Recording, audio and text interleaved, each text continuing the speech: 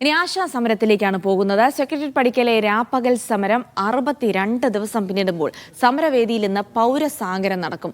സാമൂഹിക സാംസ്കാരിക പ്രവർത്തകരുടെ നേതൃത്വത്തിൽ രാവിലെ 10 മണിക്കാണ് പൗരസാഗരം നടക്കുക.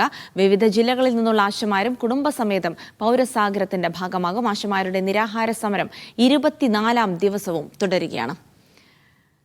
ആശമാരുടെ സമരവേദിയിൽ നിന്ന് ഗോപാൽ ശിലാസനൽ വിവരങ്ങൾ നൽകാനായി ചേരുന്നുണ്ട്. ഗോപാൽ, ഇന്നിപ്പോൾ രാവിലെ അവിടുത്തെ ഒരു കാലാവസ്ഥ, പൗരസാഗരം നടക്കുന്നതൊക്കെ പരിഗണിച്ചുകൊണ്ട് അതിനൊരു മഴയിലൊക്കെ മുങ്ങുന്ന ഒരു സാഹചര്യം ഉണ്ടാകുമോ? ആശമാരൊക്കെ എങ്ങനെ പ്രതികരിക്കുന്നു? ഒപ്പം തന്നെ ഇന്നത്തെ പൗരസാഗരത്തിൽ വിവിധ ഭാഗങ്ങളിൽ നിന്നുള്ള സമൂഹത്തിന്റെ വിവിധ തുറകളിൽ നിന്നുള്ള ആളുകൾ ഭാഗമാകും, പിന്തുണ അർപ്പിക്കുമെന്നുള്ള പ്രതീക്ഷയൊക്കെ ഉണ്ട്. എത്ര മണിയോടുകൂടെയാണ് ഈ പൗരസാഗരത്തിന് തുടക്കമാവുക?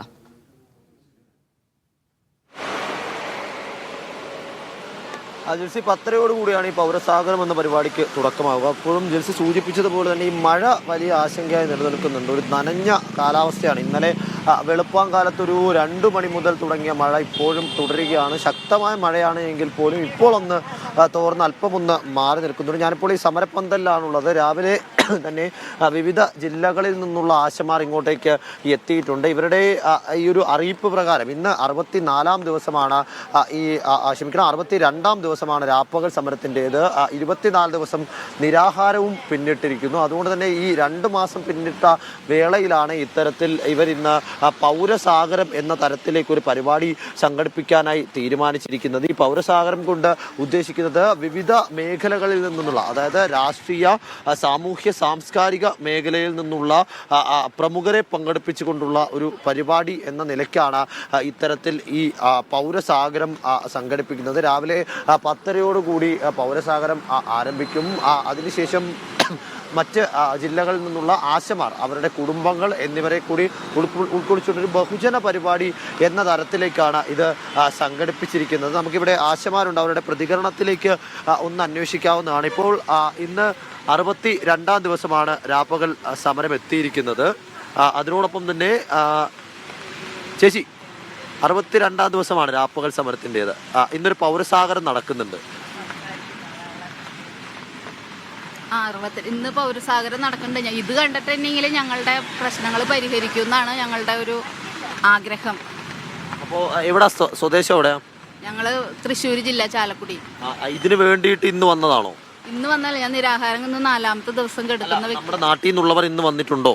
ഉണ്ട് വന്നിട്ടുണ്ട്. ഇനിയും വന്നുകൊണ്ടിരിക്കും. ഇഷ്ടംപോലെ ആളുകൾ എത്തും. അപ്പൊ ഈ കുടുംബങ്ങളെ കൂടി പങ്കെടുപ്പിക്കുന്നുണ്ടെന്ന് പറയുന്നുണ്ട്. അപ്പോൾ തൃശ്ശൂരിൽ നിന്നും ചാലക്കുടിയിൽ നിന്നൊക്കെ കൂടുതൽ ആൾക്കാർ എത്തിച്ചേരുമെന്ന്? ഉണ്ട്. കുടുംബാംഗങ്ങളടക്കം എല്ലാവരും എത്തിച്ചേരും. മഴ ബുദ്ധിമുട്ടിച്ചോ?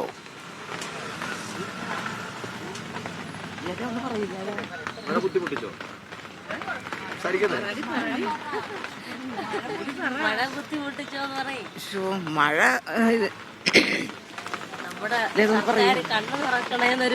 നമ്മുടെ സർക്കാർ കണ്ണു തുറക്കണേന്നൊരു പ്രാർത്ഥനയേ ഉള്ളൂ.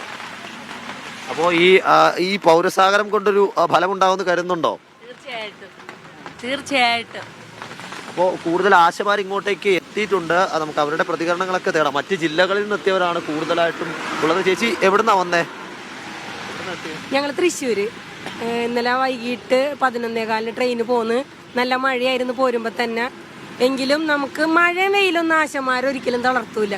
കാരണം അങ്ങനെ തളരുന്നതായിരുന്നെങ്കിൽ നമ്മൾ കോവിഡ് സമയത്ത് തളർന്ന് വീണേനെ. അന്നൊന്നും തളരാത്ത ആശമാർ എന്തിൻ്റെ മുന്നിലും തളരൂല. പക്ഷെ നമുക്കുള്ള വിഷമം, നമ്മൾ ഇത്രത്തോളം കഷ്ടപ്പെട്ട് ജോലി എടുത്തിട്ട് നമ്മുടെ നേർക്ക് അവർ കണ്ണ് തുറക്കണില്ല എന്നുള്ളൊരു വിഷമം മാത്രമേ ഉള്ളൂ. എന്തായാലും കണ്ണ് തുറക്കും, തുറന്നേ പറ്റുള്ളൂ. കാരണം ജനങ്ങളെല്ലാം നമ്മളെ നെഞ്ചോടെ എത്തി. അപ്പം എന്തായാലും ഒരു ഗവൺമെൻറ്റിന് നിലനിന്ന് പോകണമെന്നുണ്ടെങ്കിൽ നമ്മുടെ ഈ സമൂഹം അവരോടൊപ്പം ഉണ്ടെങ്കിൽ തന്നെ ആ ഗവൺമെൻറ് നിലനിന്ന് പോകാൻ പറ്റുള്ളൂ. അപ്പം എന്തായാലും ഗവൺമെൻറ് നമ്മുടെ നേർക്ക് ഈ ഒരു സമയം കൊണ്ട് തുറക്കുമെന്നൊരു വിശ്വാസം ഞങ്ങൾക്കുണ്ട്. നമ്മളെല്ലാവരും ദൈവത്തിൽ വിശ്വസിക്കുന്നവരാണ്. നമ്മുടെ ഈ സഹോദരിമാർ 62 ദിവസത്തോളമായി രാവും പകലും വെയിലും മഴയും കാറ്റൊന്നും എല്ലാത്തിനും അവഗണിച്ചുകൊണ്ട് ഇവിടെ കിടക്കണം. നമുക്ക് എല്ലാപ്പോഴും എത്താൻ പറ്റാത്തൊരു വിഷമം മാത്രമേ ഞങ്ങൾക്കുള്ളൂ. എന്നാലും 3ാമത്തെ പ്രാവശ്യമാണ് ഞാനിവിടേക്ക് വരുന്നത്. എന്തായാലും ഇതോടെ അവസാനിക്കുമെന്നൊരു വിശ്വാസം നമുക്കുണ്ട്. അപ്പോൾ അത്തരത്തിൽ മഴയും വെയിലും ഒക്കെ അവഗണിച്ചുകൊണ്ടുള്ള ഒരു ഒരു സമരം, ആ സമരത്തിലേക്ക് കൂടുതൽ പങ്കാളിത്തം ഇപ്പോൾ നമ്മൾ സംസാരിച്ചതൊക്കെ ഈ പരിപാടിയിൽ പങ്കെടുക്കാൻ വേണ്ടി മാത്രം തൃശ്ശൂരിൽ നിന്നും മറ്റ് ജില്ലകളിൽ നിന്നുമൊക്കെ എത്തിച്ചേർന്നവരാണ്. 10:30 കൂടി തന്നെ ഈ പൗരസാഗരം എന്ന പരിപാടി ആരംഭിക്കും. അതിനുശേഷം ബാക്കി, അതായത് കൂടുതൽ പരിഗണന ഉണ്ടായില്ലെങ്കിൽ, ഇതുമായി ബന്ധപ്പെട്ട ചർച്ചയ്ക്ക് സാധ്യതയില്ലെങ്കിൽ അടുത്ത ഘട്ട സമരം എന്ത് എന്ന തരത്തിലേക്കൊരു അറിയിപ്പ് കൂടി നമുക്ക് ഈ വരുന്ന ദിവസങ്ങളിൽ പ്രതീക്ഷിക്കാം.